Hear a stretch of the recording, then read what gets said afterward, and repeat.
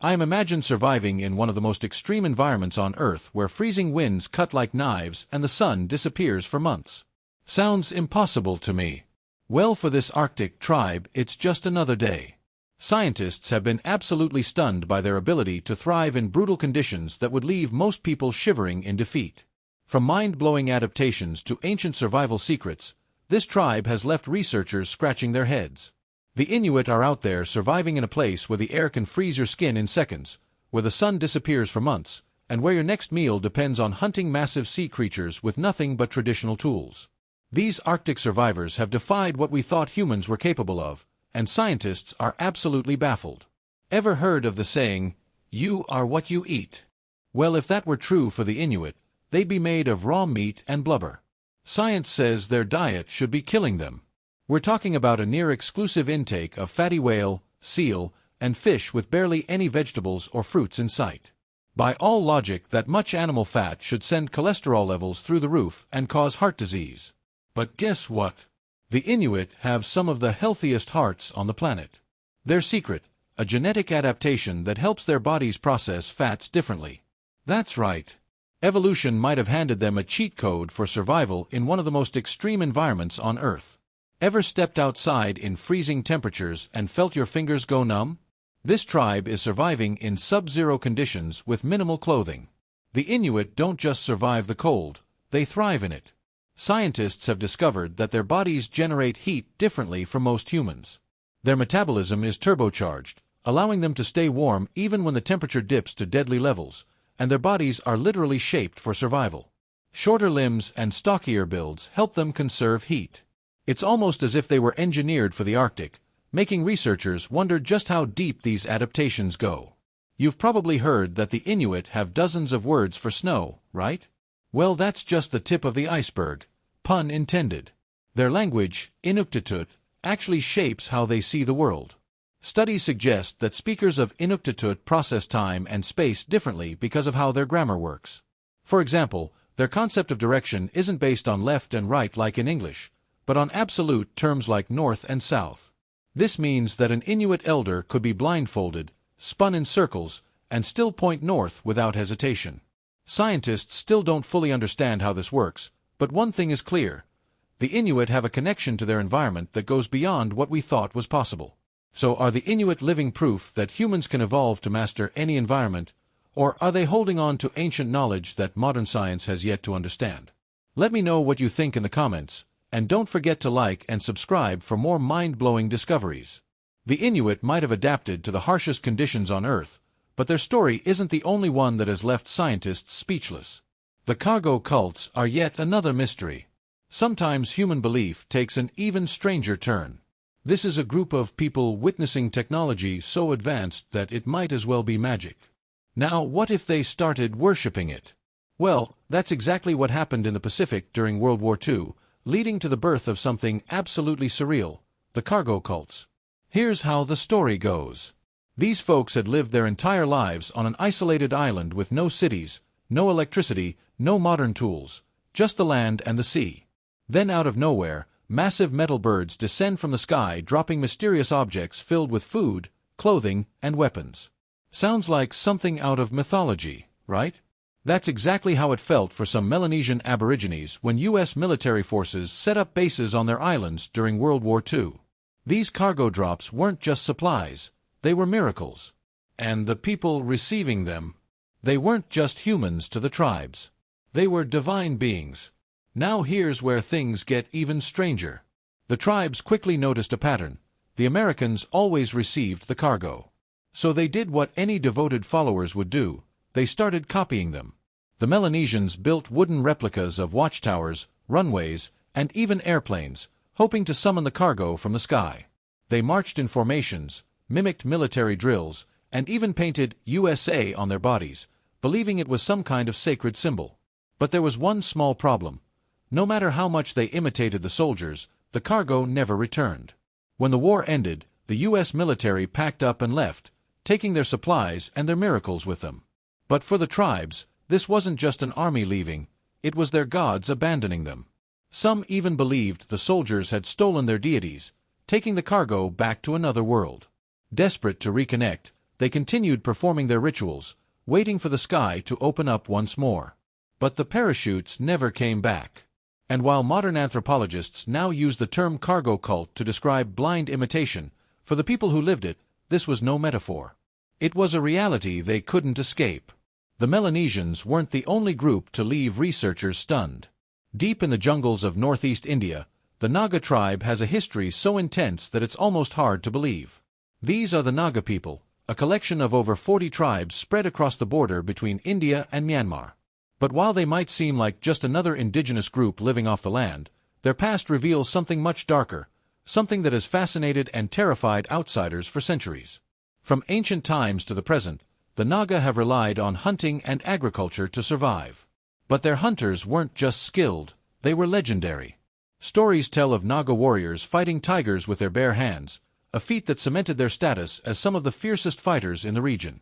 Beyond their reputation in battle, the Naga are also highly skilled artisans, excelling in pottery and blacksmithing. Despite their warrior culture, their society wasn't entirely ruled by men. While men held authority, women weren't treated as servants. They had their own rights and responsibilities, particularly in managing households and raising children.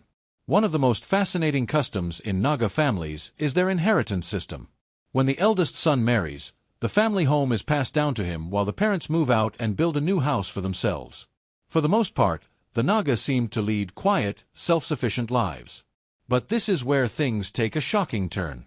Up until nearly the end of the 20th century, the Naga were infamous for one of the most brutal traditions ever recorded, headhunting. This wasn't just about warfare. Taking an enemy's head was a rite of passage, a way to gain status and honor in the community. The more heads a warrior collected, the more respect he earned, and his body was often covered in tattoos to show off his victories.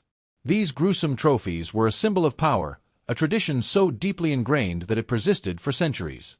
As time went on, the world around them changed, and the practice of headhunting was eventually outlawed. But the stories of the Naga warriors still live on, haunting the dense jungles where they once fought and conquered.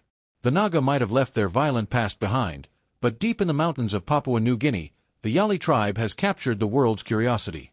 Isolated from modern civilization, the Yali people live in the rugged highlands far from the influence of technology and globalization.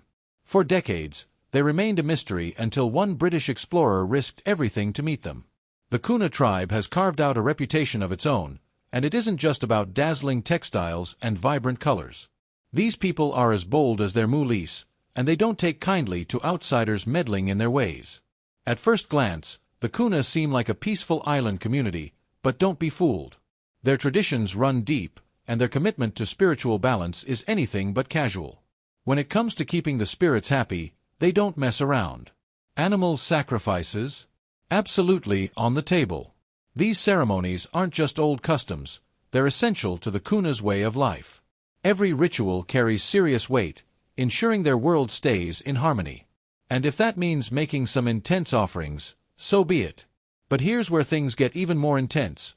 The Kuna aren't just protectors of their traditions, they're defenders of their land. For generations, they fought off anyone who's tried to impose on them. And they aren't about to stop now. Whether it's resisting outside influence or pushing back against those who threaten their autonomy, the Kuna make one thing clear: they call the shots on their own land. The Kuna fiercely guard their traditions. But over in the frozen wilderness of Northeast Asia, another resilient group has been preserving its way of life for centuries. The Chukchi, an indigenous people of the Chukotka region in Russia, might not be as well known as some other tribes, but their ability to thrive in one of the harshest environments on Earth is nothing short of incredible. With a population of around 16,000, the Chukchi have called this icy landscape home for thousands of years. Their exact origins remain a mystery, but their culture has stayed remarkably consistent since at least the 3rd century BC. While the Soviet era introduced schools and hospitals to some settlements, the core of Chukchi life has remained largely unchanged. The Chukchi divide into two main groups based on their way of life. The inland Chukchi are expert reindeer herders, relying on their animals for food, clothing, and transportation, while the coastal Chukchi are skilled hunters, braving the freezing waters to catch seals, walrus, and even whales. Their methods have evolved over time. What once required harpoons and spears now benefits from firearms, but the essence of their hunting traditions remains intact.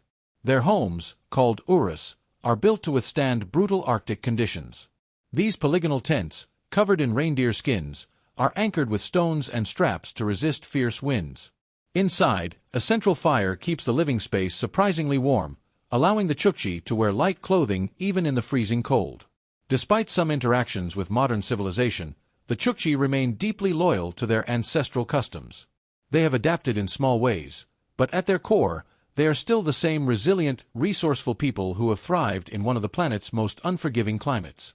While the Chukchi have adapted to the Arctic, another group thousands of miles away in the scorching plains of East Africa has developed its own distinct way of life.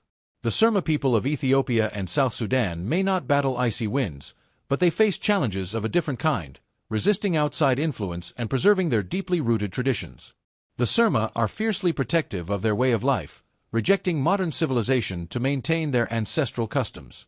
Divided into 3 tribes, Turga, Chai, and Bum, the Surma share a deep commitment to cattle breeding and agriculture, often clashing with government efforts to assimilate them into broader society. These tensions have sometimes led to violent encounters. Yet the Surma remain steadfast in preserving their traditions. Although they prefer to keep their customs private, the Surma occasionally allow outsiders into their territories. However, their secrecy extends to many aspects of their rituals, keeping much of their culture a mystery. What is widely known, though, is their striking approach to personal adornment. Body modifications, intricate scars, floral patterns, and herbal decorations are key parts of their identity. Among the most distinctive traditions is the practice of wearing large clay lip plates, particularly among Surma women. These plates, sometimes reaching astonishing sizes, symbolize beauty and social status. The process involves knocking out the lower front teeth, creating an opening in the lip, and gradually increasing the plate size over time. According to tradition, the larger the plate, the higher the woman's perceived beauty and the greater the dowry her father receives in cattle.